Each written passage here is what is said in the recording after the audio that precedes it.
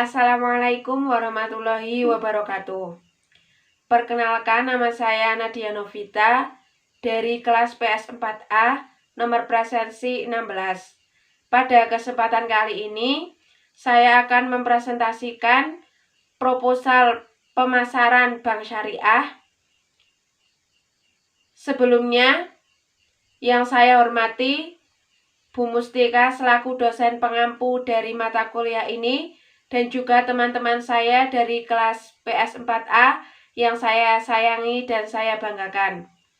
Untuk judul yang saya ambil pada proposal kali ini adalah analisis pengaruh layanan mobile banking, kualitas layanan, dan citra merek terhadap loyalitas nasabah Bank Syariah Mandiri Cabang Semarang. Dilansir dari infonews.com, tahun 2020, perbankan syariah cukup tangguh di tengah pandemi COVID-19 ini. Hal ini terukur karena kinerja keuangan syariah lebih baik dibandingkan dengan kinerja keuangan konvensional.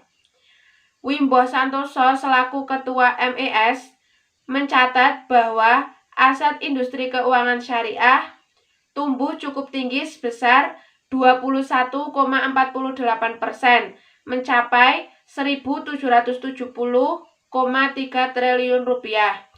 Dengan rincian 593,35 triliun rupiah sebagai aset perbankan syariah yang terdiri dari 14 BUS, 20 UUS, dan 162 BPRS.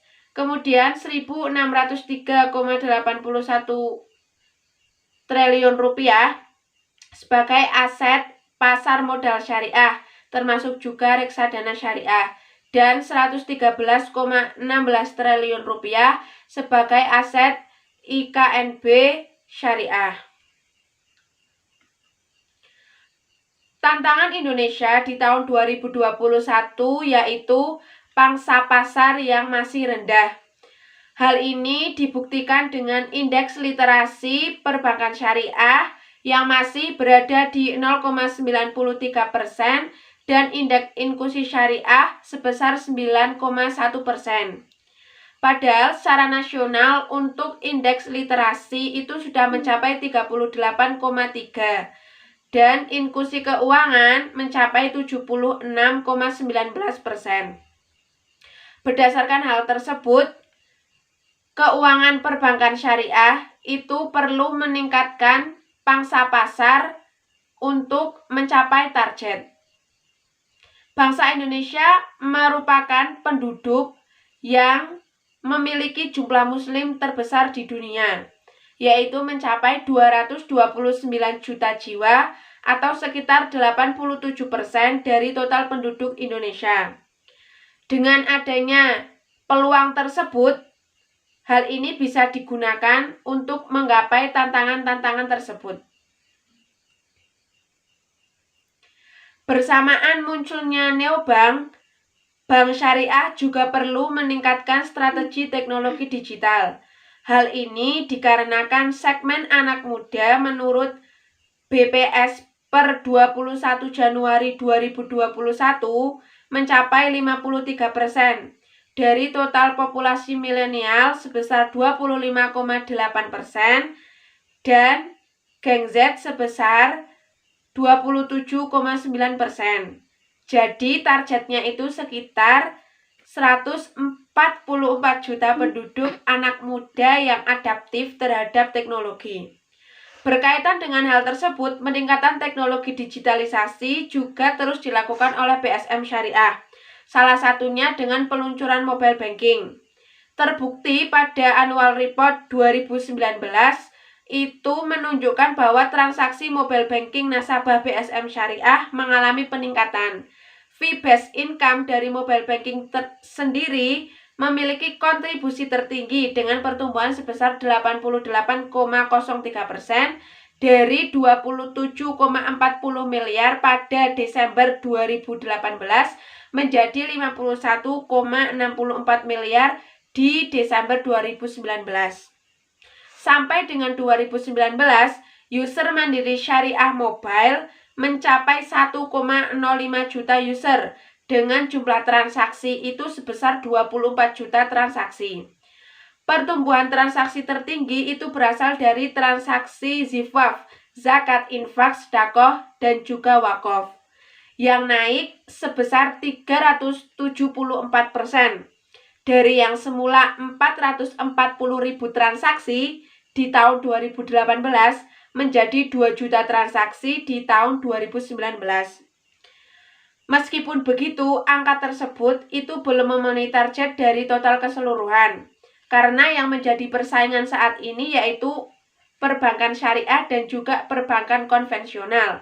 Untuk perbankan konvensional lagi, itu untuk indeksnya lebih banyak dan angkanya juga lebih banyak. Maka dari itu perlu ditingkatkan untuk bisa mencapai target yang ada. Kemudian dilansir dari www.topbrandindex.com, ada 5 besar bank syariah yang memiliki peringkat teratas dalam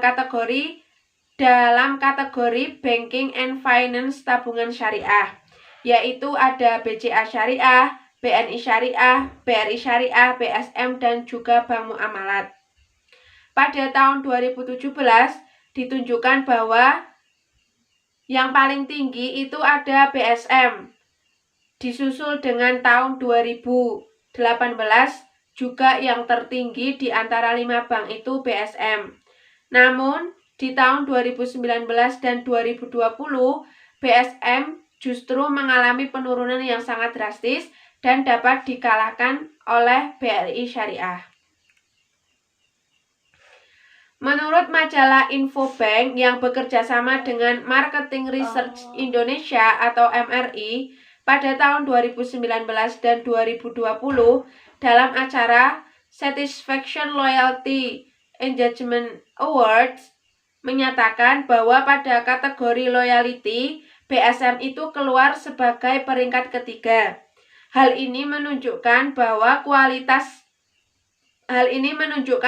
loyalitas nasabah BSM Syariah masih di bawah 2 bank syariah besar lainnya, yaitu di bawah BRI Syariah dan juga di bawah BNI Syariah, di mana BRI Syariah sebagai peringkat 1 dan BNI Syariah itu sebagai peringkat 2.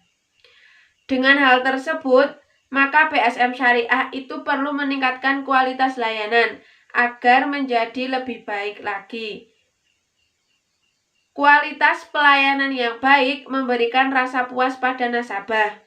Nasabah yang puas akan loyal terhadap perusahaan dan pada akhirnya akan memberikan pengaruh positif bagi keberlangsungan perusahaan. Berdasarkan atas fenomena bisnis dan permasalahan yang ada di atas, diperkuat juga dengan penelitian-penelitian terdahulu, dapat dirumuskan pertanyaan penelitian di antaranya. Yang pertama, bagaimana signifikansi pengaruh layanan mobile banking, kualitas layanan, dan citra merek secara simultan terhadap loyalitas nasabah PT Bank Syariah Mandiri Cabang Semarang. Yang kedua, bagaimana signifikansi pengaruh layanan mobile banking secara parsial berpengaruh terhadap loyalitas nasabah PT Bank Syariah Mandiri Cabang Semarang. Yang ketiga, bagaimana signifikansi pengaruh kualitas layanan secara parsial terhadap loyalitas nasabah PT Bank Syariah Mandiri Cabang Semarang. Dan yang terakhir, bagaimana signifikansi pengaruh citra merek secara parsial terhadap loyalitas nasabah PT Bank Syariah Mandiri Cabang Semarang. Lanjut ke tujuan penelitian. Sesuai dengan rumusan masalah penelitian dan juga pertanyaan penelitian, maka tujuan penelitian yang ingin dicapai adalah sebagai berikut. Yang pertama, untuk menganalisis signifikansi pengaruh layanan mobile banking, kualitas layanan, dan citra merek secara simultan terhadap loyalitas nasabah PT Bank Syariah Mandiri Cabang Semarang. Kedua, ketiga, dan keempat, untuk menganalisis signifikansi pengaruh masing-masing variabel dari variabel layanan mobile banking, variabel kualitas layanan, dan variabel citra merek secara parsial terhadap loyalitas nasabah PT Bank Syariah Mandiri Cabang Semarang. Kemudian untuk manfaat penelitian. Pada penelitian ini ada beberapa manfaat yang ingin dicapai dan diharapkan. Penelitian ini diharapkan dapat berguna bagi pihak-pihak lain yang berkepentingan. Adapun manfaat yang ingin dicapai dalam penelitian ini, yang pertama yaitu manfaat teoritis. Penelitian ini diharapkan dapat memberikan sumbangan sebagai sumber informasi dan referensi bagi penelitian selanjutnya, sehingga akan memperluas pengetahuan yang terkait dengan loyalitas nasabah BSM Syariah dan faktor-faktor yang mempengaruhinya. Yang kedua, ada manfaat praktis bagi penulis. Hasil penelitian ini bisa bermanfaat sebagai tolak ukur penulis yang diperoleh selama perkuliahan terkait dengan faktor-faktor yang mempengaruhi loyalitas nasabah. Dan bagi PT Bank Syariah Mandiri Cabang Semarang bisa digunakan untuk memberikan penjelasan terkait faktor-faktor yang mempengaruhi loyalitas nasabah, serta diharapkan bisa menjadi bahan pertimbangan untuk meningkatkan loyalitas nasabah. Untuk kerangka penelitiannya sendiri, itu seperti yang ada di PPT. Untuk hipotesis penelitian, yang pertama, diduga layanan mobile banking, kualitas layanan, dan citra merek secara simultan berpengaruh signifikan terhadap loyalitas nasabah PT Bank Syariah Mandiri Cabang Semarang. Yang kedua, diduga layanan mobile banking secara parsial berpengaruh signifikan terhadap loyalitas nasabah PT Bank Syariah Mandiri Cabang Semarang. Yang ketiga, diduga kualitas layanan secara parsial berpengaruh signifikan terhadap loyalitas nasabah PT Bank Syariah Mandiri Cabang Semarang. Dan yang terakhir, diduga citra merek secara parsial berpengaruh signifikan terhadap loyalitas nasabah PT Bank Syariah Mandiri Cabang Semarang. Kemudian untuk jurnal-jurnal pendukung dari penelitian ini antara lain ada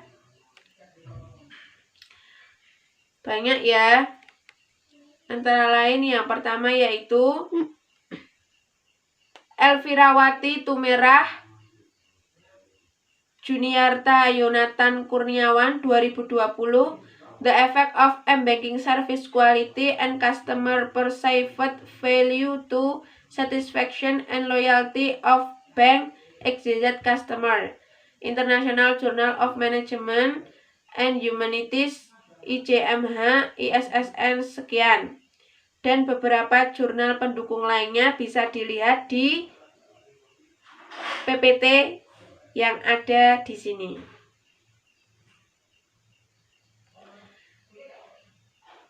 Demikianlah presentasi yang dapat saya sampaikan. Kurang lebihnya saya mohon maaf.